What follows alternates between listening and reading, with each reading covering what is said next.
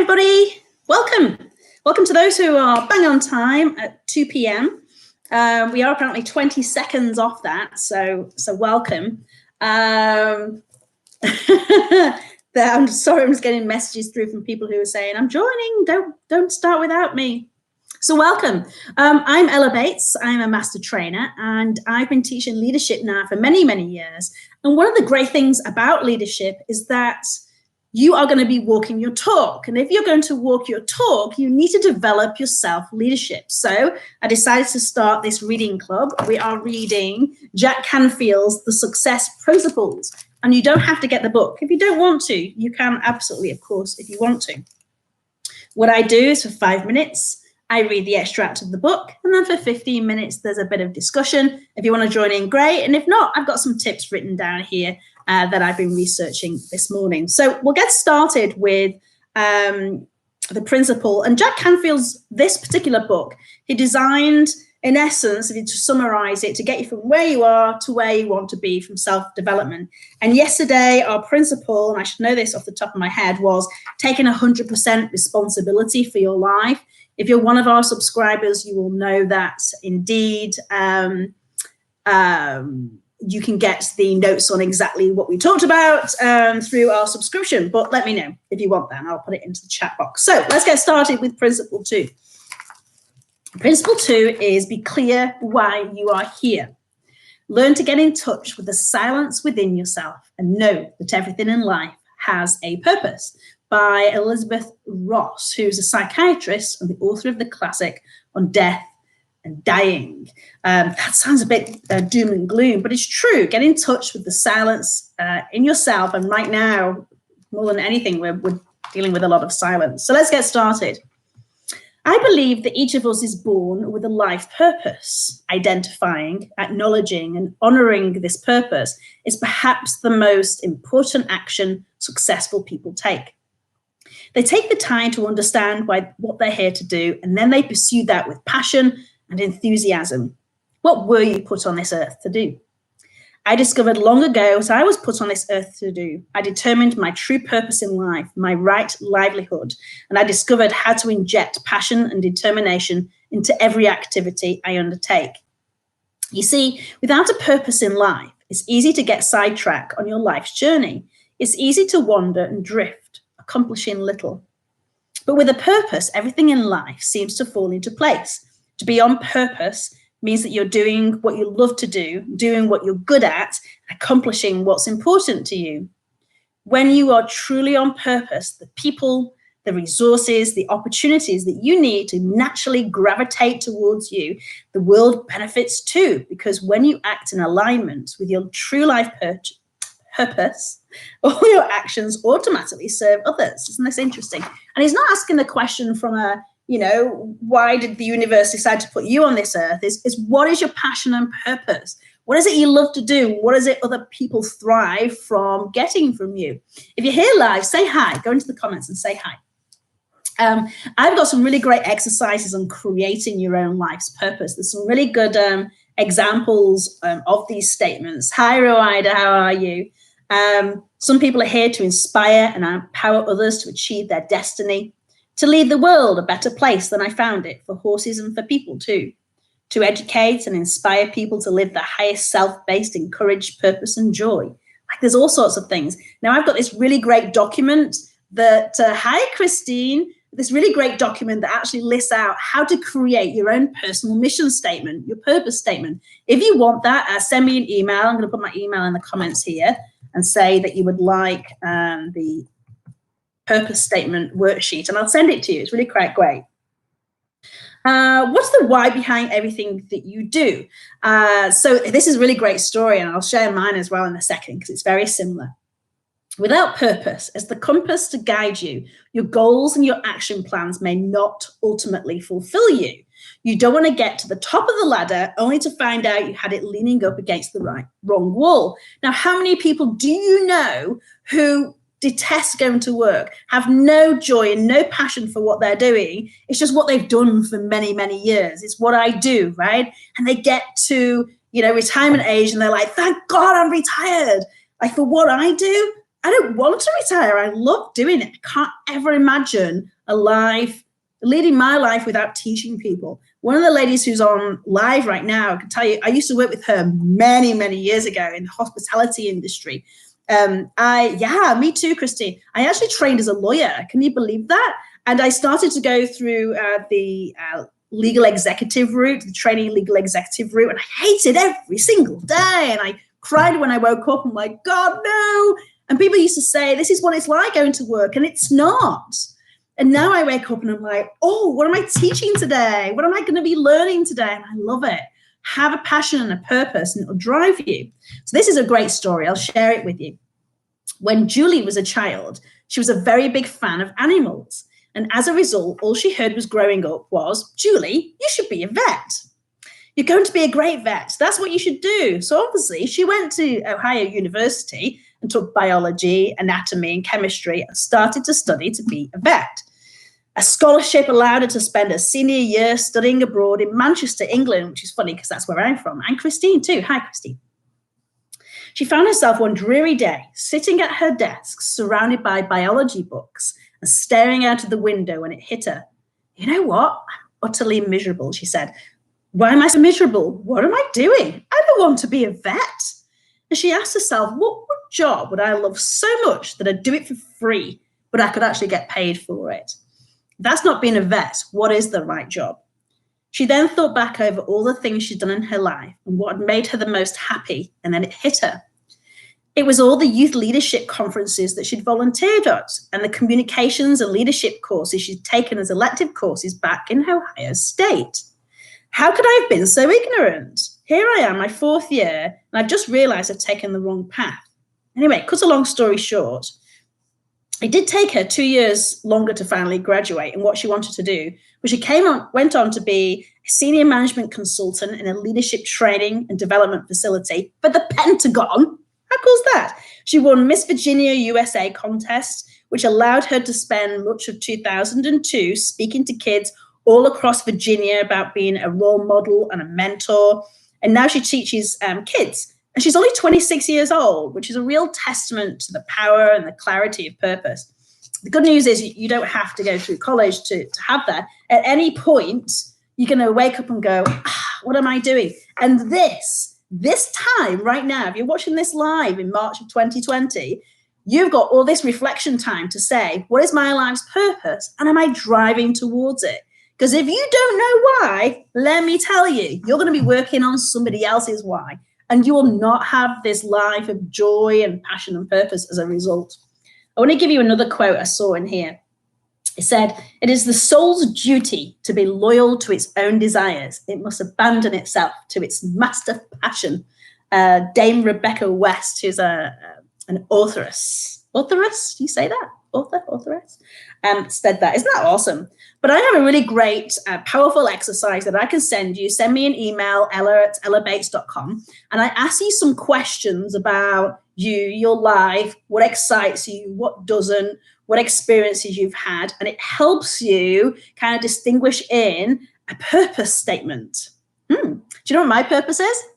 My purpose is to get people so fired up about knowledge and so lit up about learning and continuously developing in life and having this constant improvement that I literally light a fire underneath their bums and really motivate them to take action. That is my life purpose, and I live it. And I actually have it, and I wish I was in my office because it's actually on my wall. Right, it's not written quite like that. In fact, it actually says lighting a fire underneath your bum. But there you go. So if you want that worksheet, I'll happily send that to you. So let's talk about staying on purpose. Let me put the book to one side here. Now, Jack Canfield talks about it being, I'm just going to alter this for a second, talks about it being purpose, but I want to talk about it being your why, right? What is your why? Now, why and purpose are two separate things. Would you agree? Put in the comments what you're thinking here. So why is the reason behind your purpose, and the purpose is what is actually driving you. So it's like, why did we decide to go on this vacation? And then here's our map.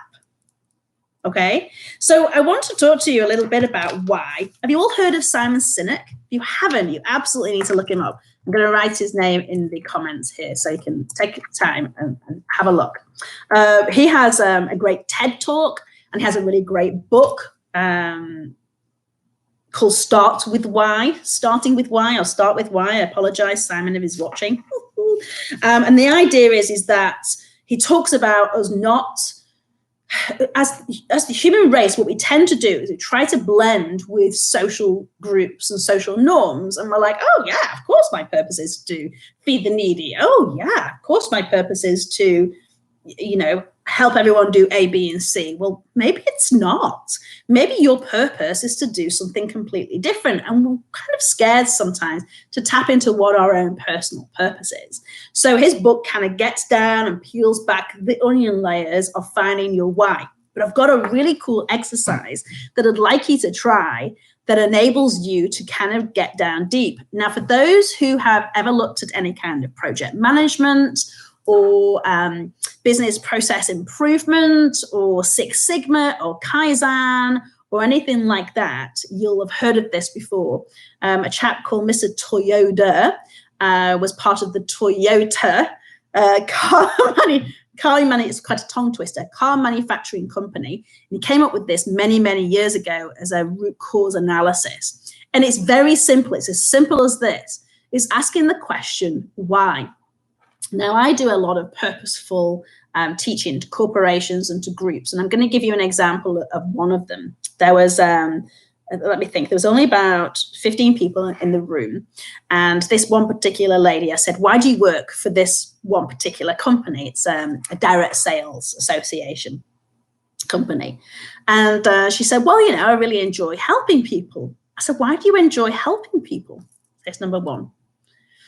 She's like, well, I don't get a lot of help, so I actually really get a lot of pleasure about helping people. So, well, what is it specifically that you get pleasure?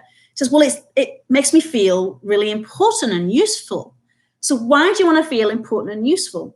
And I went through all these questions, and with each answer, you ask why again. And if you go down the route 5 times, you'll get to the root cause. So long story short, we got to the root cause of her wanting to help people because she felt that she'd not had the support and drive from her teachers when she was going through the school system, through her managers when she worked in corporate, and now she owned her own business. It wasn't about selling the product necessarily. Her purpose was to help people, and she was helping people in her organization. So her team leaders, her executive directors and things like that, she was helping lead them. That was her purpose. Whereas before she was saying, well, it's selling this particular product. It wasn't getting her up in the morning. She wasn't looking at that statement of selling this product. It didn't make her say, woohoo, let's go to work. But when she looked at today, I'm going to help people, I'm going to help inspire them, motivate them, let them have this really successful life, it made her jump out of bed, which is why when you know your purpose, it will help you jump out of bed. There's a chap, if you don't follow him, take a look. It's called Joseph McLennan. I really hope I've spelt this right. He's a friend of Tony Robbins. And I saw him at this conference once. It was great. And he said, how many of you are lying down asleep and you wake up and the alarm goes off and you go, oh, okay, it's the morning. Oh, you're stretching, you're making noises. You sit at the end of the bed.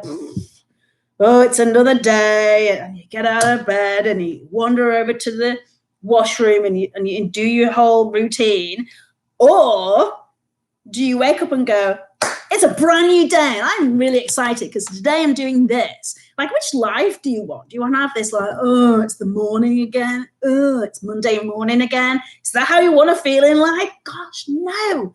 If you can look towards what your specific purpose is, and Christine, chirp in here because I know that you know lots of stuff about this particular topic, and anyone else that's listening here too. And even if you're watching the replay, put in the comments here. There is something to be said for knowing what drives you and success. And what I'll do is I'll send you the links to the TED Talk and the book if you are subscribed. If you aren't subscribed, you can absolutely subscribe. If you give me a second here, I'm going to find the subscribe button so you can go in and do that, and you'll get all these notes and stuff via email if that's what you would like.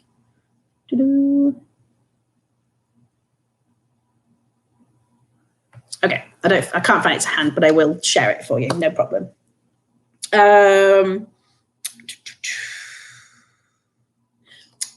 So my next question to you is, if you know your purpose, so let's say mine is to inspire people and really lift people up with the knowledge that they have to take massive action. How can I constantly remind myself of that? I'm asking you guys as the audience right now. What can I do as the person wanting to inspire people and motivate them? What can I do to remind myself of my purpose? Because we get really involved in just doing the day-to-day, being in the routine. Like, I know it's not the case right now, but in the norm, it's the routine. What can you do to remind yourself of your purpose? Have a think about that for just 1 second. What do you already do? What can you do? What's available to you? Pop it in the comments there. I'm going to show you one of mine. So I have my people as my phone screen. Sometimes I'll change my phone screen to an affirmation. Sometimes I'll change it to my purpose statement. So as soon as I switch my phone on in the morning, ta-da, there it is. I also have a vision board, and right in the center of the vision board, right in the middle is a big square, and in there's my purpose statement. And then all my things that I'm visioning, my goals and my desires are around it. This is at the center.